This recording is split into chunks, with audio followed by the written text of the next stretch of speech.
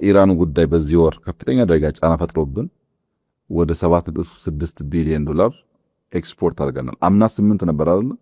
አሁን በ9 ወር 7.6 ገብተናል። የቀጡት ሁለት አራት በአሁኑ ፔስ እንኳን ብንሄድ 2.4 2.5 ቢሊዮን ኤክስፖርት ብናደርግ በዚህ ዓመት 10 ቢሊዮን ዶላር ኤክስፖርት አደረግን ማለት 10 ቢሊዮን ዶላር ማለት የኢትዮጵያ የ3 ዓመት ኤክስፖርት ድሮ አይደለም ከለውጥ በኋላ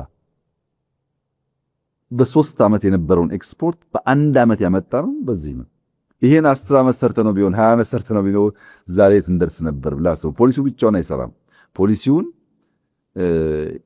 እንዲሮጥ የሚያደርጉ በጣም ብዙ ጉዳዮች አሉ። ልምምዱ በራሱ ገበያ መተሳሰሩ፣ ከስተመር መለየቱ፣ የከስተመር ፍላጎት ማወቁ፣ በፍላጎት ልክ ማምረቱ፣ ለፍላጎት የሚመጥን ጥራት ማምረቱ፣ ያ ሁሉ ፖሊሲ ብቻ አይመልሰው፣ ልምምድና ጊዜ ይፈልጋል። ኢማጂን ሪፎርም ውስጥ ገብተን በጥቂት ጊዜ ውስጥ 10 ቢሊዮን ድረስን ማለት የዛሬ 10 እና 15 ዓመት አድርገን ቢሆን ኖሮ ይህን ጉዳይ ዛሬ እንደምንደርስ አስበው። አሁን ታየዋለህ በ5 ዓመት ፔሱ እንዴት እያደገ እንደሚሄድ